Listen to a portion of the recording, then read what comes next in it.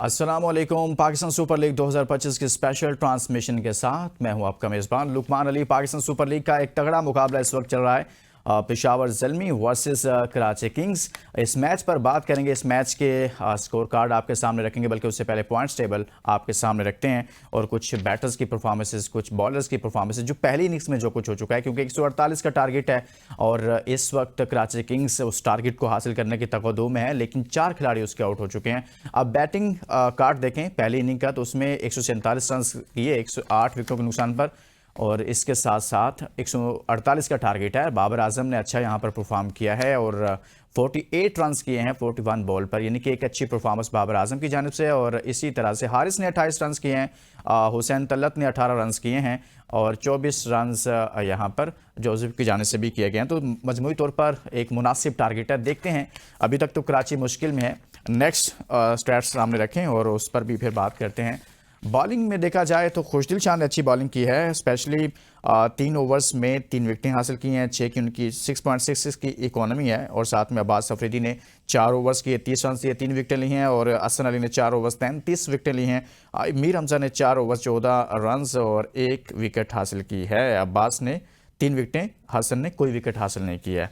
मोहम्मद नबी की बात करें, 3 ओवर्स में 28 रन दिए हैं और कोई विकेट हासिल नहीं कर सके। आमिर जमाल ने 2 ओवर्स में 21 रन दिए, कोई विकेट हासिल नहीं किए। तो अगर बैटर्स की बात करें कौन अच्छी परफॉर्मेंस दी पहली इनिंग में, वो भी आपके सामने रखते हैं और फिर उस पर बात करते हैं कि आज कौन अच्छा परफॉर्म कर रहा था। बाबर आजम ने अच्छा परफॉर्म किया तो उनके स्टैट्स भी आपके सामने रखेंगे और खुशदिल शाह बॉलिंग में अच्छा परफॉर्म कर चुके हैं तो उनके स्टैट्स भी आपके सामने रखेंगे। देखें, 46 रन के बाबर आजम ने 41 बॉल पर किए और 7 उनके चौके हैं, कोई छक्का नहीं लगाया। 112 का स्ट्राइक रेट है। आखिरकार बाबर आजम का बैट कुछ ना कुछ चलना शुरू हो गया है। बॉलिंग देखते हैं कैसी आज बॉलिंग रही। पहली इनिंग की हम बात कर रहे हैं अभी फिलहाल, क्योंकि दूसरी इनिंग अभी चल रही है। तो यहाँ पर ओवर्स करवाए खुशदिल शाह ने, कराची किंग्स की तरफ से अच्छे बॉलर साबित हुए। 3 और रन उन्होंने दिए, 20 विकेटें 3 की हैं, इकोनॉमी 6.67 की है। सो आज के मैच पर डिबेट का आगाज़ करते हैं कि कैसा चल रहा है पाकिस्तान सुपर लीग का मैच। हमारे साथ मौजूद हैं स्टूडियो में हमारे प्यारे बहुत ही दोस्त और स्पोर्ट्स एनालिस्ट शाकिर अब्बासी साहब। शाकिर, बहुत बहुत शुक्रिया आपका। और हमारे साथ वीडियो लिंक पर मौजूद हैं sports analyst, sports journalist Hasnain Liaquat साहब हमारे साथ मौजूद हैं। बहुत शुक्रिया हसनैन आपका भी। सबसे पहले शाकिर हमारे साथ स्टूडियो में मौजूद हैं, उनसे आज की डिबेट का आगाज़ करते हैं। शाकिर, ये जो कराची में मैचेस हो रहे हैं उनमें किट चेंज है, उसका कलर चेंज है, ये क्या रीज़न है? देखें, जो टीम होम और अवे की इनकी किट्स होती हैं, तो क्योंकि पेशावर ज़ल्मी पिंडी में खेले तो पिंडी उनका होम ग्राउंड था, तो उनकी किट इसी तरह अगर इस्लामाबाद भी गई है तो सेम किट के साथ नहीं कि ये होम अवे की किट हैं, ये नॉर्मल थिंग। ठीक है, क्योंकि बहुत सारे लोग कमेंट्स में जाकर इधर उधर पूछ रहे हैं सोशल मीडिया पर, तो हमने कहा क्यों ना कि हम भी इसको थोड़ा सा हाईलाइट कर दें और लोगों को पता चल सके। ये कोई बहुत बड़ी बात नहीं है। ठीक है जी, आज की डिबेट का अच्छा शाकिर मुझे ये बताएं कि ये जो 148 रन का टारगेट था, सबसे पहले तो हम टारगेट पर बात करते हैं, बाद में प्लेयर्स की इनफरादी कारकर्दगी पर बात करेंगे। कैसा टारगेट है ये? ऐसा था कि चेजेबल था या आपको लगता है कि मुश्किल टारगेट था? देखिए, जिस तरह की विकेट थी हम एक्सपेक्ट यही कर रहे थे कि मुश्किल विकेट पे अगर 160 170 स्कोर होगा तो वो बड़ा जो है वो विनिंग टोटल समझा जाएगा। टॉस पे भी कैप्टन ने यही बात की। गो के पेशावर ज़ल्मी में अब भी समझता हूँ कि 20 से 1 रन शॉर्ट है उस टारगेट से, क्योंकि जो पावर प्ले में उसका यूटिलाइजेशन नहीं की गई, जितनी ज़्यादा शुरू में डॉट बॉल्स खेली गई हैं, उससे वो जो है वो आप एक्सपेक्टेड जो रिजल्ट था या जो टारगेट उनके जहन में था वो नहीं हासिल कर सके। लेकिन अब जब हम देख रहे हैं कि कराची जिस तरह चेस कर रहा है, 5 आउट हो चुके हैं उनके 90-95 पे, तो इस हालत में लग रहा है कि शायद ये बड़ा अच्छा टोटल है और विकेट यही तकाजा करती थी कि इस पे 150 160 रन भी बड़ा रन है। पेशावर ज़ल्मी को ज़ाहिर बड़ी अच्छी अभी तक अपनी जो है वो टोटल को डिफेंड कर रही है, लेकिन जिस तरह हमने कल में इसी प्रोग्राम में हमने बात की थी कि पेशावर ज़ल्मी को जो है वो एक विनिंग कॉम्बिनेशन तो उन्होंने बरकरार रखा अपना पिंडी वाला, लेकिन अगर वहाँ क्योंकि डिफरेंट कंडीशन डिफरेंट विकेट थी तो वहाँ अगर वो एक स्पिनर ऐड कर लेते, सुफियान मकीम या फिर आप मेहरान मुमताज़ को ले लेते, क्योंकि अभी अब Saim is not a part time spinner, तो अगर आप एक मुस्तकिल स्पिनर के साथ एक रेगुलर स्पिनर के साथ जाते तो ज़्यादा अच्छा बेहतर होता। हसनैन, आपको कैसा लगा आज जो पेशावर ज़ल्मी की जानिब से टारगेट दिया गया? मुनासिब टारगेट था ऐसी पिच पर, या आप समझते हैं कि जैसे शाकिर कह रहे हैं कि 20 रन और बन सकते थे, मजीद रन बन सकते थे, या बस इतना ही हो सकता था जितना कर लिया आज पेशावर ज़ल्मी ने? सबसे पहले तो आपका शुक्रिया, शाकिर साहब को सलाम। जी देखिए, जी। जहां तक रन्स की बात है तो रन ज्यादा लग सकते थे। अलजारी जोसेफ ने बहुत अच्छा आखिर में आके इनिंग्स खेली। उसके बाद अगर अब्दुल समद आउट ना होते, मिचेल ओवन का जो विकेट था वो भी लकीली जो लेने में कामयाब हुई जी पिशावर जी। जल्मी।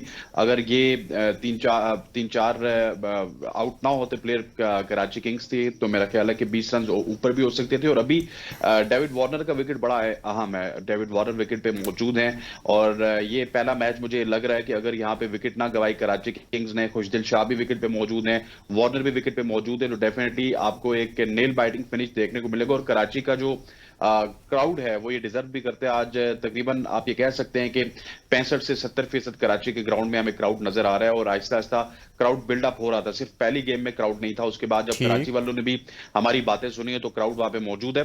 अगर 20 रन ज्यादा होते तो डेफिनेटली ये पूरा मुकाबला पिशावर जल्मी के हाथ में होता, लेकिन अभी ये इवन स्टीवन गेम है। अगर विकेट लेगी पिशावर जल्मी तो ये मैच जीत सकती है, अगर विकेट ना लिए तो फिर कराची मुकाबला जीत सकते हैं। और सारी गेम इस वक्त डेविड वार्नर के इर्द गिर्द घूम रही है। अगर वार्नर विकेट पे मौजूद रहे तो वो मैच निकाल लेंगे।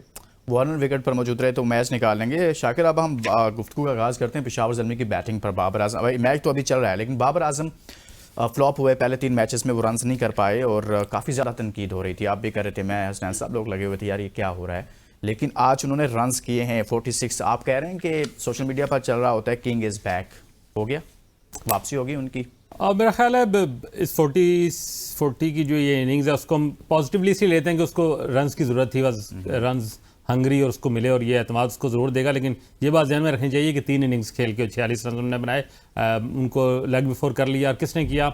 एक नया लड़का जिसका कोई इंटरनेशनल कैरियर नहीं है, उसने और फिर मतलब मीर हमजा की बात करो और फिर आप देखें Khushdil Shah is not a regular spinner. इन दो ने बाबर को बिल्ली बनाया हुआ था, बकरी बनाया यूं कह लें, बिल्कुल बांध के। अब 3 चांसेस आपको मिले, उसके बाद भी आप 50 नहीं कर सके, आप कैरी ऑन नहीं कर सके। और पावर प्ले की 36 में से मतलब 25-26 बॉल्स वो खेली और वही जो है वो पावर प्ले का नुकसान बाद में हुआ। लेकिन एक मैं बाबर की इनिंग्स एक मिली जुली इनिंग्स कहूंगा। उनको रन्स की जरूरत थी, चलो जैसे तैसे भी आगे, लेकिन उनकी शॉट्स में कोई एतमाद नहीं था। रन्स के बाद ये फायदा हुआ कि वो आज फील्ड में हमें मुस्कुराते हुए नजर आए, भागते दौड़ते, थोड़ा सा एनर्जी नजर आई कि उन्होंने खुद से रन्स किए हुए थे। हसनैन, बाबर आजम की इनिंग को आप कैसे देखते हैं? 41 बॉल पर 46 रन्स किए, 86 मैंने कुछ ज़्यादा ही बोल दिए। 7 चौके भी लगाए हैं उन्होंने, कोई छक्का नहीं लगाया। स्ट्राइक रेट उनका 112 का है। आप भी समझते हैं कि बाबर आजम की इस इनिंग से उनके आने वाले मैचेस जो हैं वो बेहतर हो जाएंगे? देखिए लुकमान साहब, आप सवाल करते हुए भी बाबर आजम को ट्रोल कर रहे हैं। क्या 41 गेंदों पे 86 रन की आपने बात सर की? मैं मोहब्बत में बोल गया हूं ना। अगर वो 3 जिस तरह उनको बारियां मिली थी, 3 जिंदगियां मिली थी, अगर वो 86 रन बनाते तो डेफिनेटली बाबर आजम के लिए अच्छा होता जिस कैलिबर के वो प्लेयर है। लेकिन नेवरदलेस उनके 46 रन आए। लेकिन एक बहुत बड़ा नुकता ये है कि आज चौथा मैच है पिशावर जल्मी का। पहले मैच में 0, दूसरे मैच में 1, तीसरे मैच में 2 और फिर चौथे मैच में भी वो आउट होने लगे थे। लेकिन ये कमाल है कराची के बॉलर्स का कि कराची के बॉलर्स ने भी उनको थोड़ा सा चांस दिया ब्रीदर का। लेकिन 4 मैच हो चुके हैं, Babar Azam left arm spinners के अगेंस्ट आउट हो रहे हैं, लेफ्ट आर्म पेसर्स के अगेंस्ट आउट हो रहे हैं। कभी उनको आमिर आउट कर जाते हैं, कभी उनको खुशदिल शाह आउट कर जाते हैं और ये एक बहुत बड़ा कंसर्न है। पहले बाबर आजम हमें नजर आता था कि स्पिन के खिलाफ अच्छा नहीं खेलते, उसके बाद अब फास्ट बॉलर्स के खिलाफ बाबर आजम फंसते हुए नजर आ रहे हैं। स्पेशली अगर लेफ्ट आर्म स्पिनर है या फिर लेफ्ट आर्म फास्ट बॉलर है, उसके खिलाफ बाबर आजम फंसते हुए नजर आ रहे हैं। और ये इस बात की मेरा ख्याल है कि अक्कासी है कि बाबर आजम शायद अपने जो वीक पॉइंट्स हैं उनके ऊपर काम भी नहीं कर रहे। अभी 30-31 साल उनकी उम्र है। अगर यहाँ पे वो काम करेंगे तो आगे सर्वाइव कर सकते हैं। 6-7 साल की उनकी क्रिकेट बाकी है। अगर काम नहीं करेंगे तो फिर यकीनी तौर पर दिन ब दिन वो पस्तियों की तरफ जाएंगे। सो बाबर आजम को काम करने की जरूरत है, अपने जो फ्लॉज हैं उनके ऊपर काम करने की जरूरत है। ये 29-30 साल का जो रन होता है किसी भी बड़े बैटर का, वो सोलो फ्लाइट होती है, क्योंकि लोग इस वक्त तक आपको चेक नहीं करते। लेकिन द मोमेंट लोग आपको चेक करना स्टार्ट करते हैं, आपकी फॉर्म में भी थोड़ा सा डिप आता है, एजिंग फैक्टर भी होता है, तो आपको अपने ऊपर काम करना होता है। जिस तरह के विराट कोहली ने काम किया था, वो भी कॉट बाउंड हो जाते थे फर्स्ट स्लिप पे, सेकंड स्लिप पे, लेकिन उसके बाद उन्होंने अपनी स्किल्स के ऊपर काम किया और वो आप देख लीजिए कि दुनिया की अजीम तरीन बैटर हैं आज भी। सो बाबर आजम को भी स्किल के ऊपर काम करना पड़ेगा, अदरवाइज बाबर आजम के लिए मुझे आगे मुश्किलात नजर आ रही हैं। शाकिर, बाबर आजम पर हमने बात की, लेकिन 41 बॉल पर 46 रन ये बता रहे हैं कि बाबर आजम आज भी डरे हुए खेल रहे थे। जैसे आप लोगों ने दोनों ने जिक्र किया कि 2 से 3 चांसेस भी मिले हैं, अभी तक वो उस होल से निकले नहीं है। ये इनिंग ये भी साथ में बता रही है कि भाई अभी वो उस चीज़ से बाहर नहीं आए। रन तो हो गए, लेकिन 41 बॉल पे T20 में 46 रन करना ये समझ से बाहर है।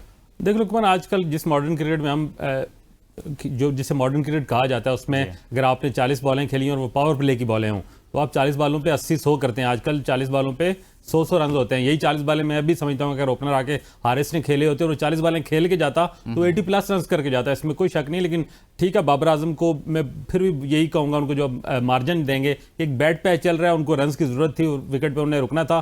शुरू में उनको 2 मौके दिए, एक एलबी एम्पायर ने आउट दे दिया, रिवर्स हो गया, एक आसान कैच छोड़ दिया बॉलर ने, फिर उनके बाद उसकी जितनी भी शॉट हैं आप देखें, कोई अंडर एज जा रहा है, कोई आउटर एज जा रहा है, प्रॉपर शॉट्स मेरा नहीं ख्याल को एक दो चौके मुझे ऐसे लगे जो एक प्रॉपर बाबर आजम की जिसमें झलक नजर आती है, वरना वो बिल्कुल मिसक्यूट कर रहे थे बहुत सारी शॉट्स को। तो इस सारी सूरत हाल में बाबर आजम के लिए दुआई की जा सकती है। देखें ना, बाबर आजम जिस क्लास जो माजी में क्लास दिखाई, अपने आप को बाबर आजम बनाया, लोगों ने उसको किंग कहना शुरू किया, तो वो क्लास उसको वापस लाने पड़ेगी। बहुत लंबा हो गया ना, देखें इंटरनेशनल क्रिकेट में बहुत लंबा स्पाम हो गया। मैं समझता हूं कि आज की इनिंग्स को भी ठीक है, स्कोर कार्ड पे उनके रन लगे, लेकिन एतमाद नहीं है। इन 46 रन में बाबर आजम की वापसी नहीं नजर आ रही, बाबर आजम की वो क्लास वापस नहीं आई जब आप 2-2 3-3 बारियां लेके और फिर। लेकिन वहां पर वार्नर भी खेल रहे हैं, उनके साथ में विकेटें गिरती जा रही हैं, लेकिन वार्नर ने 50 किया, वो भी आई थिंक तकरीबन 39 के करीब बॉल खेलकर उन्होंने 50 देखो लुकमान, वार्नर ऑस्ट्रेलियन है। वार्नर, मैं आपको बताऊं, Warner is a man on mission, और वार्नर जो है वो is a man for Karachi, और he will go on to win this side. अगर वो वो क्या कहते हैं, साउथ शकील की तरह 20 ओवर खेल के वापस आए तो वो खाली हाथ नहीं आएंगे, वो फिर विक्ट्री अपनी बैग में डाल के लाएंगे। और जिस सेंसिबल तरीके से वो खेल रहे हैं, रिक्वायर्ड रन अभी भी 8 के करीब उन्होंने रखा हुआ है, चाहिए 42 चाहिए, ये 8 के करीब जो रिक्वायर्ड रन रखा हुआ है वार्नर जैसे प्लेयर के लिए, और कुछ दिल साहब उनके साथ मसला नहीं होगा। आपको लगता है कि वार्नर आज कराची किंग्स को जितवा देंगे? 50 कर लिया उन्होंने और 31 पर 41 रन चाहिए आप। देखें, वार्नर साउथ शकील नहीं है, शाकिर साहब ने बिल्कुल ठीक कहा, और यही फर्क है वार्नर में और हमारे बैटर्स में कि वो जब खड़े होते हैं तो उनका काम ये होता है कि उन्होंने जॉब अपनी फिनिश करनी है, और वो इस क्रिकेट को अपने जिस तरह होते हैं ना जॉब, उसकी सीरियस लेने की अहलियत भी रखते हैं और वो लेते भी हैं। और वार्नर की 50 मेरा ख्याल है कि आज अगर वो जीत गए तो ये कराची किंग्स के लिए बहुत ही अच्छे हो गए। और एक और बात मैं आपको बताता चलूं कि वार्नर जो ही कराची से विन के बाद वहां से बाहर निकलेंगे मुल्तान की कंडीशंस में, लाहौर की कंडीशंस में और रावलपिंडी की कंडीशंस में, तो मैं आपको बताऊं कि वार्नर्स के बल्ले से बहुत ज्यादा रन आएंगे। कराची की कंडीशन और स्पेशली जो लास्ट 2 मैच हैं उसमें बहुत ही अजीबोगरीब सा विकेट था, इस तरह का विकेट था जहां पे 140 रन बनाना भी मुश्किल था। वहां पे अगर वार्नर ने 50 बना दी है तो आप ये अंदाजा लगा सकते हैं कि मुल्तान में, लाहौर में और पिंडी में वो कितने खतरनाक हो सकते हैं। और जब तक वार्नर विकेट पे मौजूद है, कराची के लिए किसी किस्म के डर की कोई बात नहीं है। कराची, मेरा ख्याल है कि वार्नर की मौजूदगी में मुकाबला जीत जाएगा। अच्छा, कराची में आज की जो पिच है, उस पिच को देखते हुए आपको क्या लगा शाकिर के जो फैसला किया गया टॉस पर टीमों ने, वो दुरुस्त फैसला था?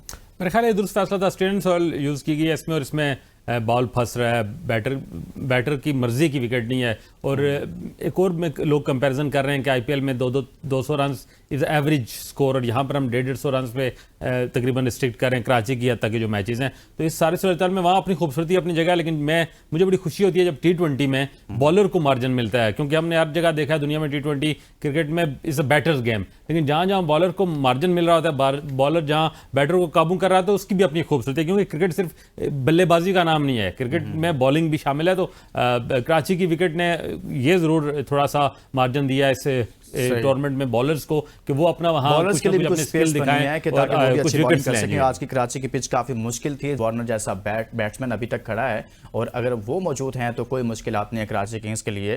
रन्स का पहाड़ भी होगा तो वो उसका भरपूर उसको हासिल कर लेंगे। एक ब्रेक के लिए कहा जा रहा है, ब्रेक के बाद वापस आएंगे तो मजीद बात करेंगे इस मैच के हवाले से। Stay with us. Welcome back. Pakistan super league का एक ज़बरदस्त मैच इस वक्त कराची में चल रहा है, और कराची किंग्स मैच में पूरी तरह से इस वक्त गिरफ्त उसके हाथ में है, लेकिन वार्नर आउट हो गए। एक बुरी खबर यह है कि वार्नर आउट हो गए, लेकिन देखना यह कि अब बहुत कम रन्स रह गए हैं, और इतना मुश्किल नहीं अभी भी कराची किंग्स के लिए वो मैच जीत सकता है, और इतना आसान भी नहीं, क्रिकेट में कुछ भी हो सकता है। अच्छा शाकिर, वार्नर आउट हो गए हैं, आप क्या समझते हैं कि अब भी इस पोजीशन में है कराची किंग्स कि वो मैच निकालेगा? देखिए, मैच तो भी मुश्किल नहीं है। कराची किंग्स के पास अभी अब्बास अफरीदी की सूरत में एक पावर हिटर मौजूद है, और खुशदिल शाह को अब जिम्मेदारी लेनी पड़ेगी, क्योंकि वो एज अ बैटिंग ऑलराउंडर इस टीम में खेल रहे हैं, तो एज अ बैटर अब उन्हें बिहेव करना पड़ेगा। और मेरा ख्याल है अभी भी अब मैच थोड़ा इवन हो गया है, थोड़ा इस विकेट के बाद shower back in the match, वरना वार्नर के खड़े होते हुए शावर की मुझे नहीं लग रहा था कि वो मैच जीत पाएंगे। तो अब थोड़ा और इंटरेस्टिंग हो गया, एक बड़ा क्राउड है कराची में आज, जिस तरह मैं कल मैं आपको कहा था कि आज के मैच में क्राउड कराची में आपको नजर आएगा, और वो नजर आया तो एक क्लोज कॉन्टेस्ट पहले भी एक कराची वाले कराची में देख चुके हैं, तो आज आखिरी मैच है, एक फेयरवेल के तौर पे ज़्यादा क्लोज हो जाए तो अच्छा है। लेकिन वार्नर की विकेट शावर ज़ल्मी के लिए एक बड़ी चीज़ है, वो वापस ले आए हैं जो है वो इस मैच में अपनी टीम को, और ये ज़बरदस्त बात है। हसनैन, वार्नर आउट हो गए हैं, उनके आउट होने से आप क्या समझते हैं कि अभी भी कराची किंग्स मैच जीत सकता है? देखिए, वार्नर के आउट होने के बाद एक खिड़की खुल गई है पेशावर ज़ल्मी के लिए, और पेशावर ज़ल्मी के पास अब चांस जरूर मौजूद है कि वो मैच पे कम बैक कर सकते हैं। लेकिन नेवरदलेस आपको ये देखना होगा कि अभी कराची के खेमे में कौन कौन मौजूद है। खुशदिल शाह जो उनके लिए पहले मैच में अच्छे 50+ रन कर चुके हैं, वो वहां पे मौजूद हैं। आमिर जमाल जो कल के मैच में बहुत जबरदस्त लग रहे थे, आमिर जमाल वहां पे मौजूद है। फिर अब्बास आफरीदी जो कि अपने चाचा उमर गुल की तरह बड़े लंबे छक्के लगाने की सलाहियत रखते हैं, ये 3 बल्लेबाज तो उनके पास मौजूद है जो कि अब्बास ऑन क्रीज, अब्बास आगे हैं। तो अब्बास अगर पहुंच आए तो आमिर जमाल पीछे होंगे। तो ये अभी कराची के खेमे में बहुत सारे ऐसे लोग मौजूद हैं, लेकिन क्रेडिट गोज टू वार्नर, जिस तरह की उन्होंने आज पेशेंस का मुजाहरा किया, और साथ देखिए कि उनका स्ट्राइक रेट भी कोई इतना बुरा नहीं था, अच्छे स्ट्राइक रेट के साथ वो खेलते रहे। और अभी जिस लम्हे पे वो आउट हुए, मेरा ख्याल है कि कराची सिर्फ सेंस के साथ यहाँ पे खेले, सिंगल डबल की गेम है, एक आधा ओवर में आपको चौका छक्का मिल जाएगा। सो अगर सिंगल डबल भी आप लगाते रहे तो यहाँ से आप इजीली होम में जा सकते हैं, और आपकी टीम यहाँ से मैच जीत सकती है। और ये कराची के लिए बड़ी एक फेवरेबल कंडीशन है। यहाँ से मैच कराची अगर हारा तो उसके लिए फिर टूर्नामेंट में कम बैक करना बहुत मुश्किल हो जाएगा। 5 गेम्स हैं, 5 गेम्स से वो 2 जीते हुए 3 उन्हें हारे होंगे। That will be very difficult for Karachi to come back in PSL। Batting की तो हमने बात की कि आप अभी भी कह रहे हैं कि अब्बास भी हैं, आमिर जमाल भी हैं, खुशदिल शाह भी तो क्रीज पर मौजूद हैं, लेकिन बॉलिंग की बात करेंगे कि अगर पेशावर ज़ल्मी ने ये मैच जीतना है तो उसके पास क्या ऐसी बॉलिंग है कि इस पोजीशन में वो अपनी टीम को जितवा सकती है? शाकिर, वही बात है कि एक स्पिनर, मैं बार बार ये कहूँगा कि शॉर्ट है। आज अगर वो एक स्पिनर ले लेते तो शायद इस वक्त वो बेहतर पोजीशन में होते, क्योंकि वार्नर ने जिस तरह से एक इनिंग्स बिल्ड की है, वहाँ पर एक क्वालिटी स्पिनर होता तो शायद वो इतना उनके लिए इतनी आसान ना होती इस इनिंग्स को इस तरह बिल्ड करना। लेकिन क्योंकि सिलेक्शन में फैसला ये किया गया कि विनिंग कॉम्बिनेशन के साथ शावर ज़ल्मी उतरा है, और उसने अभी तक का मैच इवन है। मैं समझता हूँ कि ज़रा इस पे मैच के बाद ही बात हो सकती है क्या रिजल्ट निकलता है, लेकिन द वे दोनों टीमें खेली हैं वो बता रही है कि विकेट काफ़ी डिफिकल्ट थी। विकेट अब तक के इस पूरे टूर्नामेंट में मुझे लगता है सबसे मुश्किल विकेट ये आज की विकेट थी, जिस पर दोनों तरफ से बैटर्स, देखें मैं बाबर आजम की हम बात कर रहे थे, उसने भी ज़्यादा चांसेस लेके जो इनिंग्स उसकी है वो है, और दूसरी तरफ यहाँ वार्नर बहुत सेंसिबली खेले, बहुत ही जो है ना उनकी जो उनमें इतना पेशेंस हमने कभी नहीं देखा जो आज ने दिखाया। तो उन्हें रिस्पेक्ट दिया विकेट को, और यकीनन कंडीशन को जब आप रिस्पेक्ट देंगे, बड़ा टोटल भी नहीं था उसके मुताबिक वो खेले हैं, तो एक अच्छी इनिंग्स बिल्ड कर गए। और हसनैन, आप क्या समझते हैं कि जो पेशावर ज़ल्मी की बॉलिंग है, अभी देखा जाए तो जोसेफ का 1 ओवर बाकी है, अली रजा का 1 ओवर बाकी है, साम अयूब का भी 1 ओवर बाकी है, तो 3 ओवर्स करवाने अभी पेशावर ज़ल्मी ने, तो उनकी बॉलिंग में आपको लगता है कि वो इस पोजीशन में मैच अपनी टीम को जितवा सकती है ये बॉलिंग? देखिए, जहां तक अली रजा का ताल्लुक है, अली रजा के पास स्पेस जरूर है, लेकिन एक्सपीरियंस की कमी है। ऐसी सिचुएशन में आप कहीं ना कहीं चौक कर जाते हैं। फिर साम अयूब से क्या आप 16 ओवर के बाद बॉलिंग करवाएंगे? That is a big question. और अल्जारी जोसेफ, देखिए ठीक है, कद का उनको फायदा जरूर है, लेकिन मैं समझता हूं कि उनके कद का फायदा अगर पेस नहीं होगी तो उनको बिल्कुल नहीं होगा। और वैसे भी अभी खुशदिल शाह ने एक चौका लगाया, वो भी 9 बॉल पे, अब फ्री हिट के ऊपर भी वो रन बटोरेंगे। लेकिन जो शाकिर साहब ने बात की ना कि वो विनिंग कॉम्बिनेशन के साथ जाना चाहते थे पेशावर ज़ल्मी वाले, तो पेशावर ज़ल्मी तो ओल्ड स्कूल क्रिकेट ही खेलेगी ना। आप उनके खेमे में देखिए, बड़े बड़े लेजेंड तो बैठे हुए, लेकिन उन बड़े लेजेंड्स का ताल्लुक कहां से है? वो पाकिस्तान से है। मोहम्मद अकरम साहब उनके डायरेक्टर हैं, वो पाकिस्तान से हैं। फिर उनके चेयरमैन इंजमामुल हक साहब, वो पाकिस्तान से हैं। मुश्ताक अहमद पाकिस्तान से हैं। उनके कप्तान बाबर आजम पाकिस्तान से हैं। सो ये ओल्ड स्कूल माइंड है। आपको इस्लामाबाद की तरह की क्रिकेट खेलनी चाहिए, जहां पे आप 3 मैच ट्रॉट पे जीत के उसके बाद तब्दीलियां कर रहे हैं, 4 मैच ट्रॉट पे जीत के उसके बाद तब्दीलियां कर रहे हैं। मुझे ये भी लगता है कि शायद जिन लोगों का आपने नाम लिया, इंजमाम हो, मुश्ताक अहमद हो, ऐसे तासुर मिलता है जैसे इन सब का भी फोकस बाबर आजम है कि किसी तरीके से बाबर आजम को उस खोल से बाहर निकाला जाए, बाबर आजम बेहतर परफॉर्म करना शुरू हो जाए। बाकी टीम की शायद मुझे लगता है उस तरह से उनको भी फिक्र नहीं है। बिल्कुल, यू क्रैक, मैं समझता हूं कि आपने बिल्कुल क्रैक कर लिया इस तमाम तर सिचुएशन को, कि उनकी भी सिचुएशन ये है कि वो किसी तरह से अपनी क्रिकेट टीम की ब्रांड वैल्यू को इंक्रीज करना चाहते हैं बाबर आजम के बल्ले से रन्स उगलवा के। और उनका जो फोकस है वो बिल्कुल मुझे कहीं भी नजर नहीं आ रहा। ना उनकी जब ड्राफ्ट हुआ था उनका कोई फोकस नजर आ रहा था, और अभी भी आज के मैच में आप देखिए ना कि सुफियान मुकीम जैसा बॉलर जो कि दुनिया उससे डरती है, पाकिस्तान के लिए उसने परफॉर्म किया। मेहरान मुमताज उनके खेमे में बैठा हुआ है, लेकिन अनफॉर्चुनेटली इस तरह के ट्रैक पे आपके पास आप एक पार्ट टाइम स्पिनर के साथ जा रहे हैं, साइम अयूब के साथ। आप उस स्पिनर के साथ इस वजह से नहीं जा रहे क्योंकि ओल्ड स्कूल बाबा बैठे हुए हैं और बाबा जान ने ये कह दिया कि आप विनिंग कॉम्बिनेशन के साथ जाएंगे। हालांकि क्रिकेट हमारी इसी वजह से सवाल पजीर है कि हम विनिंग कॉम्बिनेशन को बरकरार रखते हैं, हम सिचुएशन के मुताबिक, ग्राउंड के मुताबिक और पिच के मुताबिक फैसले नहीं करते, और यही वजह है कि आपकी जो कौमी क्रिकेट टीम है या फिर आपकी फ्रेंचाइज क्रिकेट है ये डे बाय डे डिक्लाइन की तरफ जा रही है। शाकिर, इसमें दुरुस्त बात कर रहे हैं हसनैन आपके ख्याल में कि उनकी मैनेजमेंट जो है वो, मेरे ख्याल में जैसे मैंने भी उसमें कह दिया थोड़ा, कि आपको लगता है कि मैनेजमेंट कहीं ना कहीं सही तरीके से फैसले कर नहीं पा रही? मैंने आपको कहा ना कि मॉडर्न क्रिकेट से नाशना लोग हैं। ये इंतजामुल हक का क्रिकेटिंग कैरियर जो है या मुश्ताक का क्रिकेटिंग कैरियर या अकरम का, वो 90s 2000 से पहले का हम उसके उस माइंडसेट को काउंट करेंगे। मॉडर्न डे क्रिकेट में आपने ना तो कोई फॉरेन कोच इस तरह का साथ रखा जो आपको जो है वो बताए कि किसको क्या। आज की भी आप मैच कप देख लें, जी। आप जो है वो हारिस को पावर प्ले के बाद भेज रहे हैं। क्यों? क्योंकि उसने पहले भी जितने भी आपको परफॉर्म करके दिए, आपको पिछले ही मैच में उसने आपको जो विनिंग एक तरह की उसकी इनिंग्स थी वो उसने पावर प्ले के अंदर खेला। अब मुझे नहीं समझ आती कि एक बंदा जिसने पिछले मैच में आपको परफॉर्म करके दिया हुआ है और वो है भी इज अ पावर हिटर, वो ज्यादा को प्लेसमेंट अच्छी नहीं करता, वो उठा के बॉल को मारता है, दायरा बाहर करना और दायरे से बाहर निकालना बॉल को, ये उसका खासा है। आप उसको भी उसके जगह पे यूटिलाइज नहीं करते। फिर आपके पास ये माइंडसेट ही नहीं है। इवन मुश्ताक अहमद से हम एक्सपेक्ट करते हैं, हमने इस्लामाबाद में उनसे सवाल भी पूछा था कि कोई ऐसा मैच होगा जिसमें आप 2 स्पिनर्स के साथ, 2 रेगुलर स्पिनर्स के साथ जाएंगे, तो उसने कहा था बिल्कुल हो सकता है, और ये वो मैच था जहां उन्हें जाना चाहिए था। इस साबित अब देखें ना, बाकी माना मैचों में बाकी जो ओवर रहेंगे उसमें अगर साइम अयूब ओवर कराएंगे तो ओवर तो वही ओवर मेरा ख्याल है टर्निंग पॉइंट हो जाएगा बड़ा इजीली। अभी भी रन बॉल चाहिए, एक ओवर में 7 रन कोई बड़ा स्कोर नहीं होता जब आप T20 में चेस कर रहे होते हैं, और जब सेंसिबल बैटर भी मौजूद हो। तो ये जो माइंडसेट है, ये जो प्रोग्रेसिव और मॉडर्न डे क्रिकेट की अप्रोच नहीं है पेशावर ज़ल्मी के अंदर। ये इतनी बड़ी टीम है, मैं कहता हूँ सबसे बड़ी टीम है ऐसे बाबर आजम, साइम अयूब, मोहम्मद हारिस उसके पास जो ब्रांड वैल्यू है उसकी फैन फॉलोइंग की बात करता हूँ, ब्रांड वैल्यू तो ठीक है, लेकिन इन फैन को आप इस प्रोडक्ट को खराब करके दे रहे हैं, और इस खराब इसलिए करके दे रहे हैं कि आप अपनी वो बड़े नामों से नहीं कर रहे जो आउट ऑफ फॉर्म है। साइम आउट ऑफ फॉर्म, कोई परफॉर्म नहीं कर रहा, बाबर आउट ऑफ फॉर्म, कोई परफॉर्म नहीं कर रहा, और फिर वो जो लोग परफॉर्म कर रहे हैं उनको भी प्रॉपर मौके आप नहीं दे रहे कि वो खेलें। ठीक है हसनैन, ये एक तो आपने तो बात कर दी मेहरान मुमताज पर और स्पिनर्स के हवाले से सुफियान मुकीम पर, लेकिन मैं ये चाहता हूँ जैसे बैटिंग ऑर्डर की अभी बात हो गई है, शाकिर ने कर दिया है कि हारिस को कम से कम आप 1 डाउन पोजीशन पर भेज दें, बल्कि उससे तो ओपन करवाना चाहिए साइम के साथ। तो आपके ख्याल में ये ठीक है कि उनको चौथे नंबर पर आप भेज रहे हैं, 1 डाउन पर नहीं भेजा आज उनको? देखिए, वो तो उनकी जो स्लॉट थी वो तो ओपनिंग थी, वो उनसे इस वजह से छिनी कि बाबर आजम कराची किंग्स से आए थे, उनसे वादा ये किया गया था कि आप जब तक पेशावर ज़ल्मी में मौजूद होंगे आप हमारे ओपनर होंगे, और अनफॉर्चुनेटली बाबर आजम पहले ओपनर थे तो उनको 1 डाउन की पोजीशन पे आना पड़ता था। अब क्योंकि देखिए ना कितने बड़े बड़े दिमाग हमारे पास बैठे हुए कि TKC जिसको एक RTM के तहत पेशावर ज़ल्मी में लाया गया था, और TKC की जब पिक होती है तो मुझे लगता है कि पेशावर ज़ल्मी शायद कहीं मैक्सवेल को पिक कर रहा है या फिर विराट कोहली को पिक कर रहा है, और उनको वो आउट ऑफ फॉर्म थे, वो रन नहीं बना रहे थे, तो उनकी पोजीशन तब्दील की गई, उनको तीसरे नंबर पे लाया गया।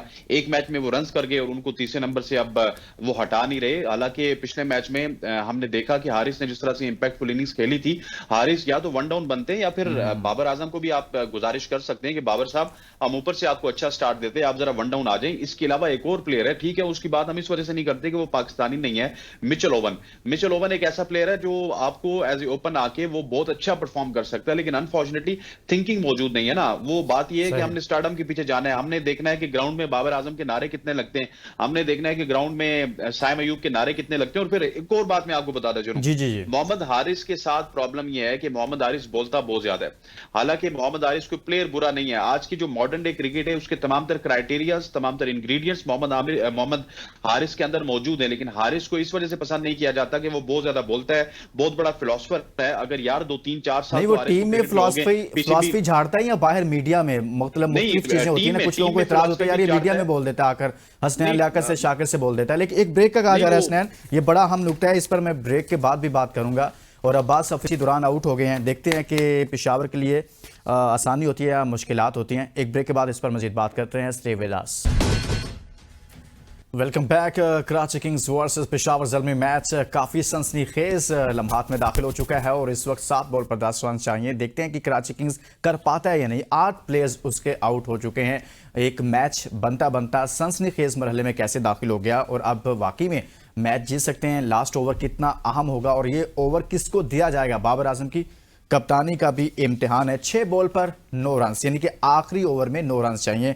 जी शाकिर अब्बासी साहब, बन जाएंगे ये 9 रन? जी बिल्कुल, हम यही कह रहे थे कि आखिरी ओवर में सिंगल डिजिट में रन होने चाहिए और बिल्कुल वही आइडियल पोजीशन है। खुशहाल खेल रहे हैं आप, जो है वो एक लॉन्ग हिट का जो है वो तकाजा आप हसन अली से भी कर सकते हैं। उन्होंने माजी में अच्छी क्लीन हिटें मारी हैं, तो अभी तक इस पोजीशन में भी मैच जो है वो फेवरेबल कंडीशन में कहूँगा जो है वो कराची किंग्स के लिए। लेकिन आखिरी ओवर अब कौन करवाता है और कैसा कराता है, अब उसके बाद जिस तरह की यूटिलाइजेशन किया बॉलर्स ने आखिरी ओवर तक कोई अच्छा ओवर यकीनन बचा के रखना चाहिए था किसी अच्छे बॉलर का, लेकिन कुछ ज्यादा मैनेज नहीं हो पाया कैप्टन बाबर आजम से। अब देखते हैं कि आखिरी हुसैन तलत को ओवर दे दिया। सलमान भाई जिक्र कर रहे थे कि हुसैन तलत को ओवर दिया जाएगा। सेंसिबल फैसला है, क्योंकि स्पिनर को आखिरी ओवर देना यकीनन एक बड़ा जुआ था। अगर वो खेल जाते तो Hussain Talat is a mediocre bowler, लेकिन इन कंडीशंस में इसके अलावा ऑप्शन बाबर आजम के पास कोई नहीं था। आप क्या समझते हैं कि अच्छा फैसला किया? सलमान भट्ट उसका जिक्र कर रहे थे इससे पहले वाले ओवर में कि अब हुसैन तलत को ओवर दे दिया गया। देखिए, स्पिनर से तो ज्यादा अच्छा फैसला है हुसैन तलत का, लेकिन पहली गेंद पे चौका लग गया हुसैन तलत को। ये मैच अगर पेशावर हारेगा तो ये बाबर आजम की कप्तानी से हारेगा, जब उनको पता था कि उन्होंने 20 ओवर पूरे करवाने। तो यहाँ पे लुकवुड का या फिर अली रजा का 20वां ओवर होना चाहिए था। अनफॉर्चुनेटली वो शायद देख रहे थे कि उन्होंने गेम जल्दी खत्म करनी है और इस तरह की गलतियां माजी में वो as a captain of Pakistan cricket team भी करते रहे। यहां से अगर वो मैच हारेंगे तो ये अपनी कप्तानी की वजह से हारेंगे। इसी की जगह लुकवुड होते, अली रजा होते, अलजारी जोसेफ होते तो मैच बच सकता था। लेकिन आप यहाँ पे हुसैन तलत को किसी तरह से भी ब्लेम नहीं कर सकते। लेकिन हसनैन, आप ठीक कह रहे हैं, इतने एक्सपीरियंस वाला बंदा बाबर आजम, जितने पाकिस्तान टीम की इतनी लंबे अरसे से कप्तानी की है, वो सिचुएशन के मुताबिक अपने बॉलर्स को मैनेज नहीं कर पाया। बिल्कुल ऐसी है, ये बाबर आजम की गलती है। और यहाँ पे क्योंकि अब 4 गेंदों पे 4 रन बाकी है, बहुत ही फेवरेबल है कराची के लिए मैच जीतना। और सिर्फ खराब कप्तानी की वजह से बाबर आजम आज का मैच हारेंगे। एक ओवर उनको रखना चाहिए था अलजारी जोसेफ, अली रजा या फिर लुकवुड का, जो वो ना रख सके।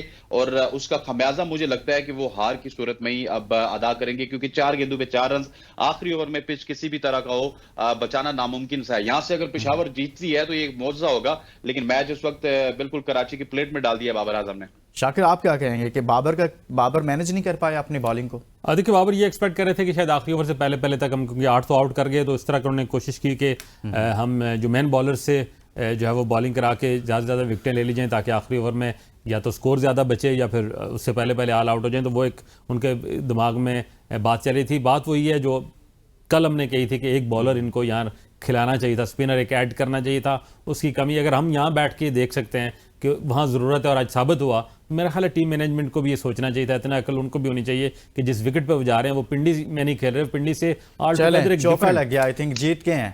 और कराची के पेशावर ज़ल्मी को शिकस्त दे दी एक सनसनीखेज मैच में, जहां पर कराची किंग्स ने बहुत अच्छा परफॉर्म किया। आज उनके कैप्टन ने सुपर डुपर इनिंग खेली है, जिसके बाद से कराची किंग्स ने ये मैच अपने नाम कर लिया है और 8 विकेट सिर्फ उसकी गिरी है और उसने टारगेट हासिल की है। 148 रन का टारगेट था और बहुत जबरदस्त बैटिंग की है उनके कैप्टन ने, वार्नर ने। जिस तरह से आज जबरदस्त परफॉर्मेंस दिखाई, जिस तरह की परफॉर्मेंस की तवक्कुआत की जा रही थी, 148 रन का टारगेट था। बहुत ही जबरदस्त तरीके से आज का मैच हुआ, बहुत इंटरेस्टिंग मैच था जो पाकिस्तान ने आज ये मैच अपने नाम कर लिया है। और अगर बात करें वार्नर की, तो उन्होंने 47 बॉल पे 60 रन किए हैं, जबरदस्त। और इसी तरह से उन्होंने 8 चौके भी मारे हैं। बाकी कोई भी बैटर इतना अच्छा परफॉर्म नहीं कर पाया। खुशदिल शाह ने 23 रन किए, नॉट आउट रहे हैं। खुशदिल शाह को भी यहां पर दाद देना पड़ेगी कि एकदम से जब उनकी विकेट गिरना शुरू हुई तो वार्नर के बाद जिसने सपोर्ट किया, जो एक एंड से उसने विकेट को रोके रखा, वो साथ में स्कोर्स भी करते रहे, 17 बॉल पर 23 रन, तो उनको भी दाद देना बनता है। लेकिन बाबर आजम ने आज रन तो किए, लेकिन उनकी कैप्टनसी पे, जैसे हमारे पैनलिस्ट भी बात कर रहे थे, इस जब आखिरी ओवर में हमने इसका जिक्र किया, हसनैन लियाकत ने और शाकिर अब्बासी ने भी इस पर बात की है कि बहुत अच्छा होता कि वो ओवर्स को मैनेज करवाते, मगर ऐसा हो नहीं पाया है। सो अब हम बात करेंगे इस हवाले से। मेरे दोनों से सवाल है कि बाबर आजम की पोस्ट मैच प्रेस कॉन्फ्रेंस जो होती है, प्रेजेंटेशन है, उसमें उन्होंने क्या बात करनी है? मैं बता दूं? जी जी जी जी, बताएं बताएं। Definitely we were 10 to 20 run short. 10 to 20 run shot, this is उनका सिग्नेचर ठीक वर्ड है। है, ये जुमला है। उन्होंने पाकिस्तान की याद करते हुए अभी भी यही बात उन्हें कहनी है। और आज वाकई 10 to 15 या 20 रन स्टार्ट थे, और उसकी वजह बाबर आजम खुद थे, जिन्होंने मेरा ख्याल है 20 22 23 कितनी डॉट बॉल खेली है। आप पावर प्ले में इतनी बॉल एंड डॉट खेलेंगे तो फिर ये तो फिर इसी होना है। तरह के रिजल्ट्स आएंगे ना। अच्छा, अगर पेशावर ज़ल्मी ने ये मैच जीतना होता, कैसे जीत सकता था हसनैन? क्या कौन कौन सी गलतियां की हैं जिसकी वजह से उसके हाथ से मैच निकला? आप कैसे एनालाइज करेंगे इसको? पेशावर ज़ल्मी ने सबसे बड़ी गलती की सुफियान मुकीम या फिर मेहरान मुमताज को ठीक मैच है। में ना डाल के। उसके बाद उन्होंने सबसे बड़ी गलती की हारिस को, मोहम्मद हारिस को पावर प्ले में ना बेच के। फिर ठीक उसके है। बाद बाबर आजम की अपनी गलती है कि इतने ज्यादा आपको चांस मिल रहे हैं, लेकिन 20-22 आप डॉट बॉल खेलते हैं और उसके बावजूद भी आप 46 रन बना के आउट होते हैं। वहां पे आप सेट थे, आपको वार्नर की तरह 60 और 65 रन बनाना चाहिए था। फिर उसके बाद बाबर आजम की बॉलिंग में गलती है कि जहां पे आपको एक ओवर लुक वुड का या फिर अली रजा का या फिर अलजारी जोसेफ का रखना चाहिए था, वहां पे आपके पास सही। आखिरी ओवर में कोई ऐसा बॉलर नहीं था जो आपके लिए आखिरी ओवर करवाता। सो ये चीजें देखिए, एज ए कैप्टन आपको सोचनी होती हैं। कोई भी बड़ा कप्तान होता है ना, तो वो वर्स्ट के लिए अपने आप को तैयार जी। रखता है। वो अपने जहन में रखता है कि उसने अगली टीम को आउट करना है, अगली टीम को उसने उखाड़ पिछाड़ देना है, लेकिन अल्टीमेटली जो अपने वो घोड़े हैं उनको वो आखिर तक रखता है कि वो अपने जो पत्ते हैं, तुर्क के पत्ते, वो जाया नहीं करता। लेकिन अनफॉर्चुनेटली हमने देखा है कि 4-5 साल पाकिस्तान की क्यादत करने के बावजूद बाबर आजम में अभी तक भी वो समझदारी नहीं आई जो एक कप्तान अभी को होनी तक भी चाहिए। वो- अगर वो जी। समझदार कप्तान होते तो डेफिनेटली मैच उनके हाथ में था। मैच जीत सकते थे। बहुत अच्छी बात की हसनैन लियाकत ने। हसनैन, आप कुछ बात आखिर में प्रोग्राम के इस हिस्से में हम कल के मैच पर भी कर लेते हैं कि मुल्तान सुल्तान्स और लाहौर कलंदर्स का ये मैच है, और इसे हम आपके सामने रखते हैं कि बैटर्स और उनके बॉलर्स कौन कौन से अच्छी फॉर्म में जा रहे हैं या कौन से ऐसे हैं जो बेहतर परफॉर्म कर सकते हैं। प्ले कीजिएगा, पहले बैटर्स प्ले करें और उनको हम देखते हैं। और इसमें बॉलर्स की बात करें, लाहौर कलंदर्स के मैचेस की बात करें, इरशाद हुसैन ने 2 मैचेस खेले हैं, 8 ओवर से उनकी 6 विकेटें हैं। नेक्स्ट प्ले करें, और नेक्स्ट में देखते हैं कि हमारे साथ हम उबैद शाह, बल्कि फ़खर जमान है, बैटर हैं लाहौर कलंदर्स के। मैच इनके 3 हैं, रन इनके 144 हैं, एवरेज इनकी 48 की, स्ट्राइक रेट 156 का है। नेक्स्ट पर जाएं, नेक्स्ट कौन है जी?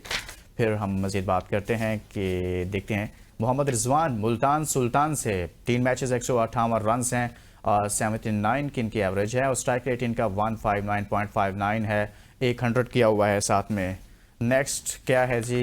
तो उबैद शाह, मैचेस 2 हैं, ओवर्स 8 हैं, विकेट इनकी 3 है, 9.62 की इकोनॉमी है। जी शाकिर अब्बास साहब, कैसा मैच होने जा रहा है? देखें, लाहौर कलंदर अपने होम ग्राउंड पर यकीनन तगड़ी टीम होगी, और वो क्योंकि इस वक्त मैचेस भी ज़्यादा जीते हैं, उनको प्रेशर कोई नहीं है। लेकिन मुल्तान सुल्तान पे प्रेशर बहुत ज़्यादा है। अब वो अकेली वही टीम रह गई है जिसने अभी तक जो है वो पॉइंट टेबल्स पर अपना खाता नहीं खोला। तो मेरा ख्याल है कि फेवरेट तो मैं लाहौर के अंदर की कहूँगा, लेकिन टूर्नामेंट थोड़ा दिलचस्प हो जाएगा अगर मुल्तान सुल्तान कम बैक करते हुए ये मैच जीते तो सही होगा। ये एक स्ट्रगल है जो टॉप 4 की। हसनैन, आप क्या समझते हैं कि जैसे पेशावर भी मैचेस नहीं जीत रहा था, फिर उसने एक मैच जीता, उसके बाद ऐसे लगा कि वो वापस आ गए, लेकिन खैर आज का मैच में तो उनको शिकस्त हो गई, जिसकी आपने वजूहात भी बताई कि बाबर साहब ने बहुत सारी गलतियां की हैं। तो मुल्तान भी क्या लाहौर को शिकस्त देकर ऐसी कम बैक करने की सलाहियत रखता है इस टूर्नामेंट में? देखिए, क्रिकेट है, उनकी टीम तो तगड़ी है, लेकिन मसला ये है कि वो विन और लर्न के चक्कर से नहीं निकल रहे। वो अभी तक लर्न ही कर रहे हैं, और 3 मैचेस वो लर्न करने के बाद क्या चौथे मैच में वो विन कर पाएंगे मोहम्मद रिजवान, ये एक बहुत बड़ा सवालिया निशान है। लेकिन जो मैच पेशावर ने जीता, वो तो आप देखिए ना कि पेशावर और मुल्तान के दरमियान मुकाबला था, और एक तरफ विन था, एक तरफ लर्न था। तो पेशावर ने विन कर लिया, मुल्तान फिर लर्न की तरफ चला गया। सो मसला ये है कि यहाँ पे मोहम्मद रिजवान को अपने तमाम तर बॉक्सेस को टिक करना होगा। उनके पास टीम बहुत तगड़ी है, डेविड विले हैं, ब्रेसवेल हैं, रिजवान खुद हैं, उसके साथ उस्मान खान हैं, शाय होप हैं। लेकिन शाय होप की जगह अगर आप अपने लोकल अच्छा हसनैन, अगर टैलेंट रिजवान की क्या कप्तानी करते हैं? में उनकी मुल्तान सुल्तान इस बार कल भी मैच नहीं जीती, तो ये तो बहुत बड़ा सवालिया निशान नहीं हो जाएगा? रिजवान पाकिस्तान ओडी टीम के कैप्टन हैं और उनको बड़ी तवक्कुआत के साथ कैप्टन बनाया गया हुआ है, तो उनकी कप्तानी पर भी, उनकी परफॉर्मेंस पर भी बहुत सारे सवाल उठना शुरू हो जाएंगे। देखिए, ये सबसे बड़ा अलमिया है कि मोहम्मद रिजवान अभी भी अपने आप को डिफेंड कर रहे हैं। उनसे कल किसी ने पूछा कि आप क्यों मैचेस हार रहे हैं, तो उन्होंने कहा जी कि हम जिस सीजन में टाइटल जीते थे उस सीजन में भी हमने 4 मैच पहले हारे थे। सो अभी तक तो वो चौथे का भी माइंड बना के बैठे हुए कि शायद हम 4 मैच भी हार के तो उसके बाद अगले 6 मैच ट्रॉट पे जीतेंगे और किसी तरह से पाकिस्तान सुपर लीग का फाइनल खेल लेंगे। लेकिन अनफॉर्चुनेटली अब वो वाली क्रिकेट आप थोड़ा सा बेहतर आपको खेलनी होगी, क्योंकि बाकी जितनी भी टीमें हैं इस दफा उनमें क्वालिटी प्लेयर्स भी हैं, कॉम्बिनेशन बहुत अच्छा है। और ये एक और बात मैं आपको बताऊं कि कराची की लेग लेग के बाद अब पीएसएल आपको इसमें उरूज नजर आएगा, क्योंकि मुल्तान, लाहौर और पिंडी आपको जेम ठीक पैक है। क्राउड नजर आएगा। क्राउड का एक बहुत बड़ा असर होगा, और क्राउड जब बहुत ज्यादा होता है ग्राउंड में तो वो एक प्रेशर भी होता है फील्डर्स के ऊपर, खिलाड़ियों के ऊपर। सो आपको अब पीएसएल एक नए रंग में नजर आएगी, और इस नए रंग में क्या मुल्तान सुल्तान आपको नए रंग में नजर आएगी? That is a big question. ये वाकई में बहुत बड़ी बात कर रहे हैं हसनैन कि जब मुल्तान में वो मुल्तान सुल्तान्स खेलना शुरू होगी, इन रीजन्स में खेलना शुरू होगी, तो क्या इससे इम्पैक्ट पड़ेगा कोई उनकी परफॉर्मेंस पर शाकिर? यकीनन फ़र्क तो पड़ेगा मुल्तान के लिए। मुल्तान ने माजी में जितने भी मुल्तान में मैच खेले हैं उनकी परफॉर्मेंस रेशो जो है, विन रेशो ज़्यादा है। ठीक तो है। अब उनको कंडीशन से निकल के अब उन्हें हर सूरत उनके लिए अब गलती गुंजाइश निश्चित दे। उनको अगर इस टूर्नामेंट में रहना है, लास्ट टाइम की रनर अप टीम है, एक दफ़ा की चैंपियन है, बड़ी तगड़ी टीम है ऑन पेपर, फिर उसका कैप्टन भी ज़ाती हैसियत में परफॉर्म भी कर रहे हैं रिजवान। इस सारी सूरत हाल में मुल्तान को बाउंस बैक करना पड़ेगा। मुल्तान कमज़ोर टीम नहीं है, मुल्तान के साथ बैड लक चल रही है, और होपफुली जब वो उन्हें एक आध अगर विक्ट्री मिल जाती है, एक उन्हें बूस्टर मिल जाता है, तो फिर उसको मोमेंटम को कैरी करना वो टीम जानती है। बड़े उसके अंदर भी बड़े फॉरनर कोचेज रखे हैं, प्रोफेशनल अंदाज में। आप कह रहे हैं कि उस टीम मुल्तान को चला रहे हैं। सुल्तान्स जब मुल्तान में खेलेगी या फिर लाहौर में खेलेगी तो वो डिफरेंट कलर्स में नजर आ सकती है। बहुत बहुत शुक्रिया हसनैन लियाकत, आपका बहुत बहुत शुक्रिया आपका। शाकिर बादशाह साहब हमारे साथ मौजूद रहे। Kings versus Peshawar Zalmi match जारी था, कराची किंग्स ने बिलाखिर ये मैच जीत लिया। बाबर आजम की कप्तानी में पेशावर ज़ल्मी को एक और शिकस्त हुई है। कल के मैच पर फिर मजीद कल बात करेंगे, तब तक के लिए इजाज़त दीजिए और अपना बहुत सारा ख्याल रखिएगा। अल्लाह हाफिज़।